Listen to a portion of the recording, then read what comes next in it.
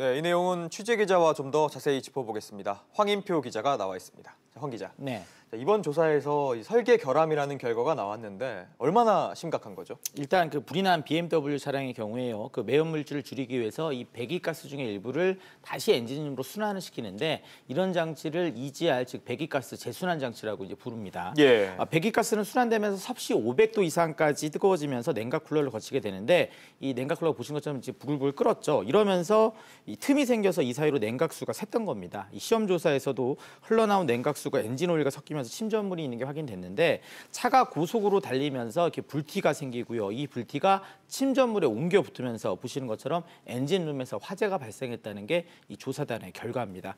결론적으로 EGR 쿨러의 설계가 잘못됐다 이런 판단이 오늘 나온 겁니다. 네, 그렇다면 앞서 BMW와의 좀 다른 의견 어떤 거죠? 일단 뭐 BMW 조사단 모두 그 냉각수 누수와 여기서 생긴 침전물 그리고 여기에 불이 붙는다는 건 둘 다 공통으로 인정을 한 사실입니다. 예. 그런데 BMW 측은 그 EGR 안에 바이패스라는 밸브가 있는데 이 밸브에 문제가 있다. 그런데 조사단은 이 밸브가 아니라 일반 밸브에 문제가 있는 것이다. 이렇게 양측이 좀 다른 입장인데요. 이 바이패스 밸브 같은 경우는 배기가스가 이 냉각기를 거치지 않고 지나가게 해주는데 이런 역할을 하는데 이 조사단 관계자는 오늘 조사 결과 발표에서 이 밸브는 이번 사건과 아무런 상관이 없는 것이라며 EGR 일반 밸브가 열리면서 500도씨 이상의 고온가스가 유입돼서 불티가 발생한 것이라고 밝혔습니다. 네, 그런데 여기 또 의문이 드는 게 문제가 된 EGR을 교체를 하게 되면 네. 더 이상 화재 발생하지 않는 건가요?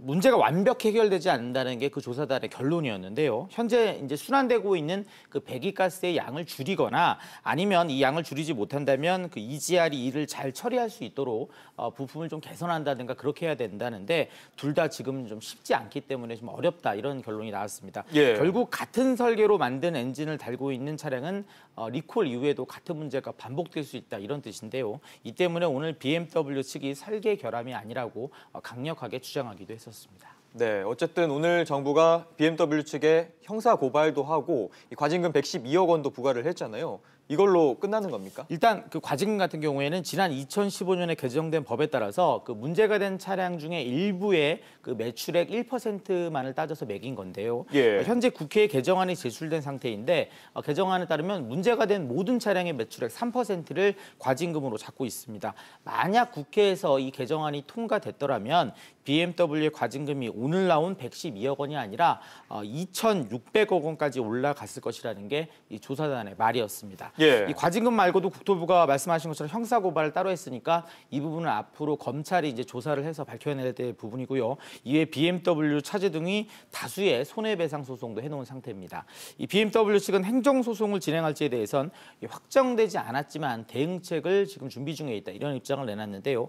BMW 사태 이제 법정으로 옮겨가게 될 텐데 이제 첫 단계를 마쳤다고 보면 되실 것 같습니다. 네, 알겠습니다. 황 기자 이야기 잘 들었습니다.